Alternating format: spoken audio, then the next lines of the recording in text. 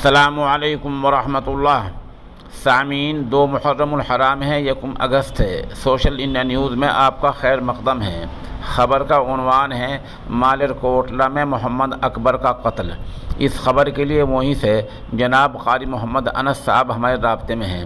وہ بتا رہے ہیں کہ 24 گھنٹے پہلے صبح کے وقت محمد اکبر کو گولی مار کر موت کی نیند سلا دیا گیا ہے۔ دیر رات لگ بھگ 10 بجے ان کی نماز جنازہ ہوئی ہے، جس میں سینکڑوں لوگوں نے شرکت کی ہے۔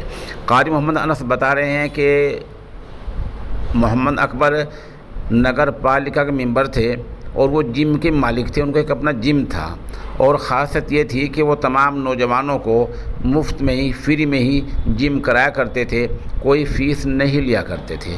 بتایا جا رہا ہے کہ صبح جیسے انہوں نے جم کھولا تو ان کے بعد میں کوئی اور بھی آیا اور ان کو جو گولی ماری گئی ہے وہ بہت ہی قریب سے ماری گئی ہے، جس سے ان کی موقع پر موت ہو گئی ہے۔